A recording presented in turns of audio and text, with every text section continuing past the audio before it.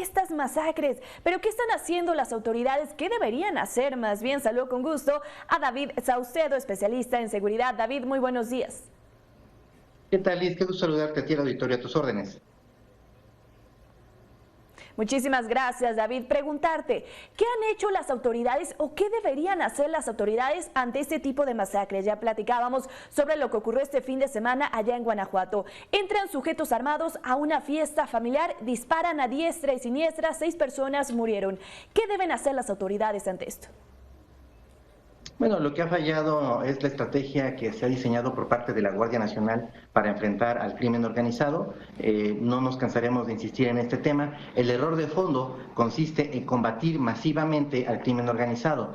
Al crimen organizado no se le combate masivamente, sino celularmente, es decir, con operativos dirigidos para desarticular a las células del crimen organizado que están realizando estos homicidios. La estrategia de la Guardia Nacional consiste en la instalación de cuarteles, una saturación de efectivos en las zonas en donde hay una alta incidencia delictiva, retenes operativos de presencia disuasiva, pero no hay trabajos de investigación policial para desarticular a las células ni para la detención de los narcotraficantes de alto perfil. En el caso de León, todo apunta a un conflicto latente desde hace aproximadamente 5 años entre el Cártel Jalisco Nueva Generación y una mafia local denominada la Unión de León, que están disputándose el control de venta de drogas al menudeo. En el caso de Irapuato, que se mencionaba también en el reportaje previo, tiene que ver con una disputa entre el Cártel Jalisco y el Cártel de Santa Rosa de Lima, que de igual manera están peleándose el control de las actividades delictivas en la ciudad de Irapuato. Es decir, a pesar de la captura de José Antonio Yepes, en su momento líder del Cártel de Santa Rosa de Lima, el estado de Guanajuato sigue en guerra debido a que el Cártel Jalisco no ha podido derrotar a las mafias locales que tienen el control de distintas zonas del corredor industrial del estado de Guanajuato. David, ¿por qué estos hechos son cada vez más violentos? ¿A qué se debe? Hay una contraofensiva por parte de los enemigos del Cártel Jalisco, muy probablemente apuntalados por células del Cártel de Sinaloa, que están tratando de impedir que el Cártel de Jalisco Nueva Generación se apodere del Bajío. Este escenario es más o menos el mismo que se aprecia en los estados de Zacatecas, de Colima, de Michoacán. Es decir, frente a la expansión del Cártel Jalisco, hay células del Cártel de Sinaloa que están apuntalando, respaldando económicamente con hombres y armas a los enemigos del Cártel Jalisco Nueva Generación. Es una guerra de guerrillas para desgastar al Cártel Jalisco e impedir su avance en distintos estados del país. ¿Qué autoridad, David, sería o debería ser la primera en responder ante este tipo de hechos? Bueno, definitivamente tiene que hacerse de manera conjunta con los dos órganos de gobierno. Excluyo a las policías municipales porque en varios estados del país las policías municipales son completamente disfuncionales. Más bien lo que tendría que haber es un trabajo conjunto entre los gobiernos estatales y el gobierno federal para poder enfrentar al crimen organizado. Sin embargo, esto es un propósito que se hicieron prácticamente desde principios del sexenio y que no ha cristalizado. Se pensó erróneamente que los estados que serían gobernados por Morena tendrían una plena comunicación y trabajarían de la mano con un gobierno federal del mismo partido. Esto no ha ocurrido. Se dio la transición política en estados como Zacatecas, Colima y Michoacán, y de todos modos la violencia homicida continúa.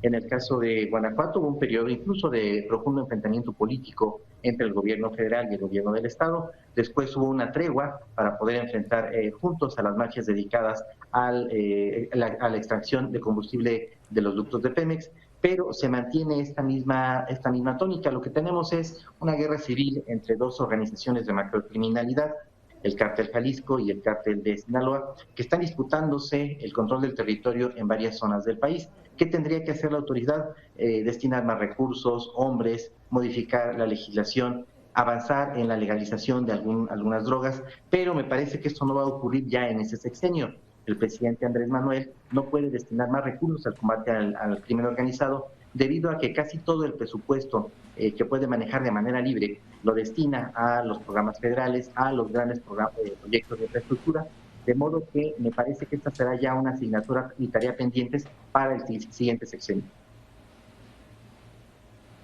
Mencionabas, David, las policías municipales son disfuncionales. ¿Cómo podríamos hacer, bueno, que funcionen, aparte de la capacitación, la herramienta, o sea, de que realmente sea una fuerza, ¿no?, en contra de diferentes circunstancias que pasan? Me viene a la mente un caso en Puebla de los linchamientos. Los primeros en ser reportados o que atienden esa emergencia son los policías municipales, pero no pueden, se ven rebasados. En casi todos los estados del país, las policías municipales funcionan mal. Son más bien los casos de excepción en donde tenemos policías municipales que pudieron realizar su trabajo. Me refiero a la Policía Metropolitana de Monterrey, quizá el caso de Tijuana, el caso de Ciudad Juárez en algún momento, la zona de La Laguna, pero de ahí en más no ha habido una policía municipal real y efectiva. Los casos de éxito que tenemos son más bien de policías estatales, es decir, si no es posible crear una Policía Nacional como lo intenta el gobierno federal, con la larga curva de aprendizaje, me parece que tendríamos que avanzar en la consolidación de policías únicas estatales. Es prácticamente imposible que en estados como Oaxaca, Michoacán, Chiapas, que recientemente enfrentó una ola de violencia, con el número de municipios es prácticamente imposible que podamos tener una policías municipales eficaces. Me parece que tendría que haber una modificación constitucional para la conformación de policías únicas estatales, que sean ellas las que puedan integrar a todos los elementos de las corporaciones que se encuentran diseminados en los municipios de cada uno de los estados para poder enfrentar al crimen organizado de manera más efectiva, más eficaz. Ya hay ejemplos de esto. La propia Ciudad de México, en los hechos, lo que tiene es una policía única estatal. El estado de Nayarit en su momento también tuvo este mismo esquema bajo la gobernatura de Ney González. Me parece que no entregaron en su momento malos resultados, no los mejores, pero no tan malos como otros estados del país en donde prevalece el esquema de policías municipales. Entonces creo que lo que tenemos que hacer es avanzar en este mismo sentido. Sí, adelante, perdón. Sí, yo creo que tendríamos que continuar en este mismo esfuerzo. No creo que se pueda hacer por los tiempos electorales. Veo muy complicado que los municipios, sobre todo de alcaldías importantes, que quieran ceder el control de hombres, armas, presupuestos en materia de seguridad, pero se trata de un combate a la delincuencia con las mejores herramientas que tengamos a la mano. Muchísimas gracias, David Saucedo. Estoy segura vamos a seguir comentando este tema en próximos espacios. Gracias, Lidia. Un abrazo.